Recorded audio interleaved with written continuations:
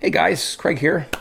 This is the last of this beer review series. Not that they're really reviews, but just me hanging out and trying these beers that were sent to me and letting you know what I think. Plus a little chatter in between too. So today we have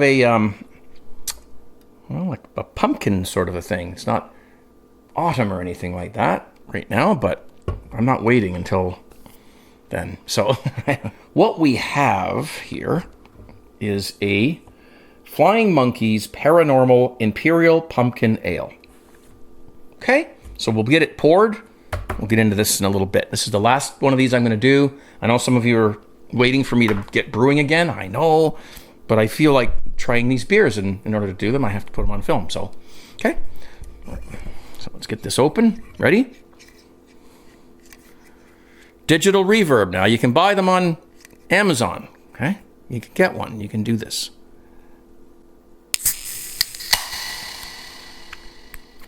Or there's probably a plug-in on your computer that does it. All right, there we go. Yeah, I've had pumpkin beers before. I love pumpkin pie. Pumpkin pie with whipped cream. Get out. Oh. Beautiful. Okay, here we go.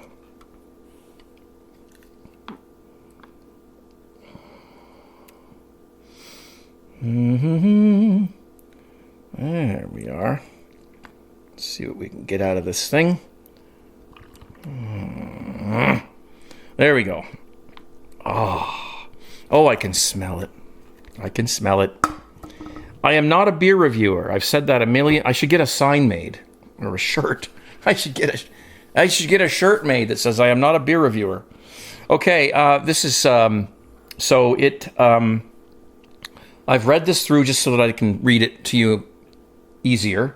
But I know sort of what's in it. But we'll see what it tastes like. Okay. Cheers, everybody. Thanks for watching this series. I hope we had fun. I did, because I'm the one drinking the beer. All right, let's go. Yeah, pumpkin. It mentions in here nutmeg, and yeah, I can tell it's nutmeg. If I didn't read this first, I still would have been able to tell. Yeah, you think of pumpkin pie. Some people don't like flavored beers. Hey, listen, I mean, if you're a real beer drinker, come on, be a man. Try different beers. I know guys who only drink one type of beer. Only one. They don't like any other type of beer except one. Labatt's Blue or whatever. Okay, I'm gonna leave it at that. Come on. Come on. All right, here we go. Cheers.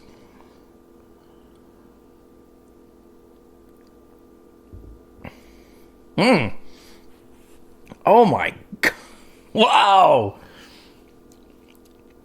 Immediately, I can see the crust, and then I can see the sort of the brown pumpkin puree in the middle. It's just warm, ready to be consumed. Beautiful. Put a little whipped cream on top of there, maybe. I don't have any, but all right. Now, this is absolutely delicious. It really does taste. It's a very, it's pumpkin, okay? But it's sweet. It has that nutmeg flavor in it. It's 10% alcohol. So, again, these guys are being funded by liver transplant doctors.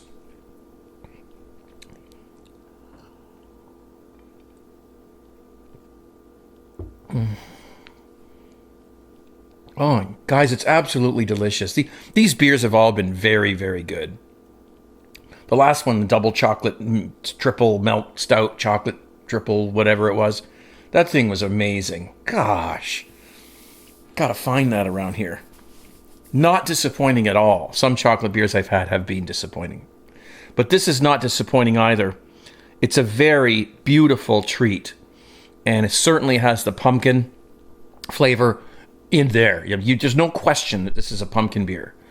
Now, if you don't like that, well, that's fine. I do.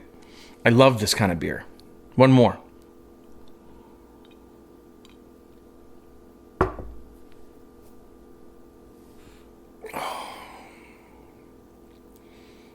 It's almost like there's some sort of maybe some cinnamon. I don't know whether, okay, let's see. Let's read the card, shall we? Flying Monkeys Paranormal Imperial Pumpkin Ale. Okay. If the cult of brewing with pumpkin wasn't already an unexplained phenomenon, the Flying Monkeys have created a rich, mesmerizing Imperial Pumpkin Ale beyond explanation. Irresistible impulses drove us to dump pumpkin in our kettle and douse the brew with exotic warm spices, haunting our brew house with the toasty aura of autumn. So when you take your kids out for Halloween this year, if we're allowed to do that, bring a wine skin or something, put it under your coat, and, get a little tube, little bottle inside your coat there. Okay, the ingredients this one has, first of all, ABV is 10% alcohol per volume. The malts that were used are pale malt, melanoidin, Vienna malt, caramel/crystal malt. They're the same thing, really. The hops that were used were Columbus hops, and they were put in at the beginning of the boil. So there's no flavor hops in here. It's all bitterness. And the flavor part comes from the pumpkin. Okay. Special additions. All right. Roasted pumpkin and light brown sugar added in the mash. So the mash is when they're putting the malts, these malts I just told you about, into a kettle of hot water, and they're letting them transform and release their sugars so that it can be fermented, and they're creating the malt that makes the beer. Okay, so the roasted pumpkin and light brown sugar were added during that process. Okay, ginger root, I haven't picked that up yet. Okay, ground allspice and ground cinnamon in a boil. So when they boiled the malt, they put the ginger root, ground allspice, and ground cinnamon in there. And yes, I did taste the cinnamon, and I forgot that I wasn't, I can't read it from back here because I'm like practically blind, but I can definitely taste the cinnamon. I'm not familiar with allspice. I never buy it because it's kind of expensive and I don't really use it. But there's definitely lots of spices in there. Probably the same things you would put in a pumpkin pie if you were making one. So it's absolutely delicious. This Flying Monkeys company really has a great variety of beers from what I've tried. And so I'm really happy with that. And if I can find this in my liquor store, I will certainly try more varieties of flavors. And yeah, so if anyone, you guys at Flying Monkeys happen to be watching this, which I doubt, but awesome job on these beers, all of them. And I want to thank Ryan, RKdangeriously is his nickname in my chat room, for excuse me, for sending me these. Costs money to buy them, costs money to send them, and I really appreciate that. And that's why I made this effort to do these videos, because when somebody sends me something like this, okay, they deserve, to be part of this. Not just send someone some beers and then hope they like them and never hear from them again. No, that's not the way I do it. I like to review the beers, talk about them, and include the person who sent the beers in the video so that, they can be part of this. And that's important to me. So thank you, Ryan. You're awesome. I'm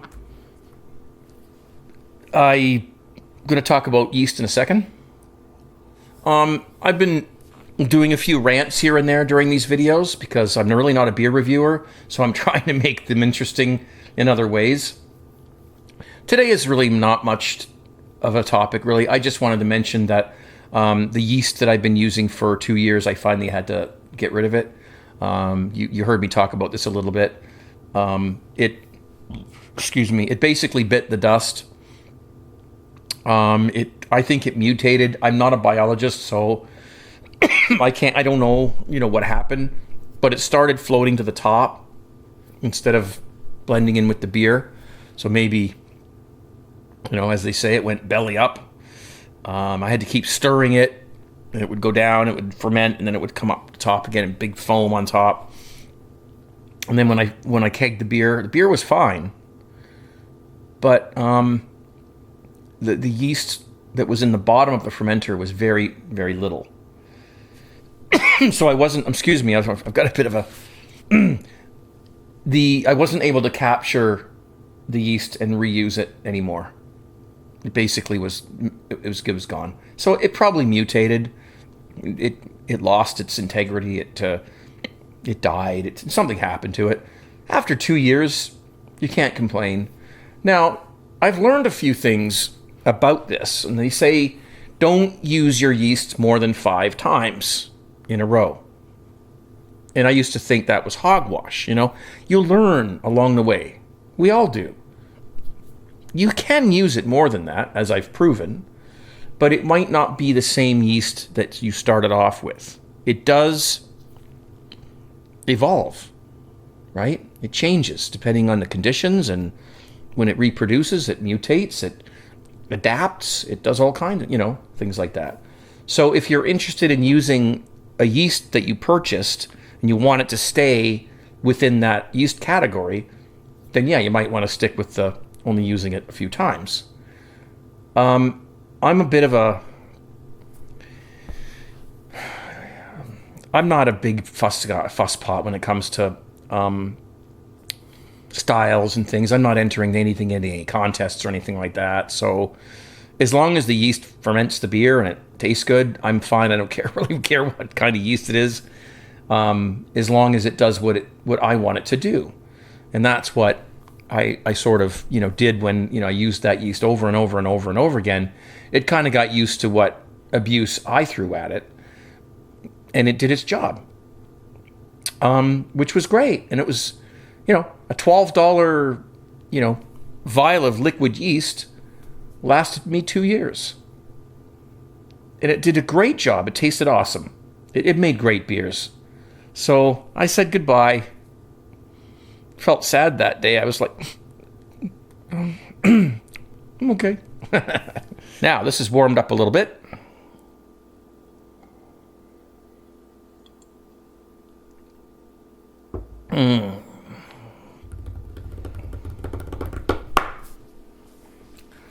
Snap! This is good beer. It's excellent stuff. I'm catching a buzz because I haven't had dinner yet, and this is my second beer of the day. So it's starting to kick in. 10%, come on. All right, so that's it. Yeast is gone. Anyways, guys, thanks for watching the series. The next thing you're going to see coming out of me is brewing one of these guys here. This one here is a premium quality pale ale. And the other one downstairs, I can't remember what it is, but it's there too. So we'll set up a camera and we'll brew that up and see what happens. All right. Thanks for your patience. Thanks for watching this. I know beer reviews aren't the most fascinating things in the world. If somebody knows what they're doing, there's been a few guys on YouTube who really know how to do it. They know how to review beers, and they all know all the terminologies and how to phrase things and all the words, describe the flavors and everything. That if you know what you're doing, it can be really interesting.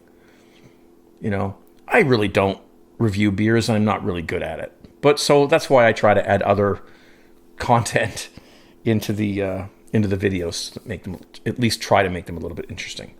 But anyways, I'm gonna get going. Thanks for watching the series. Put this in the folder. That in my little file cabinet. Thank you, Ryan, for all these wonderful beers. I'm going to go make some dinner and finish this up. Watch some YouTube on my big TV over here. And we'll see you real soon. Thank you for watching. Keep brewing that beer. And 17. Oh.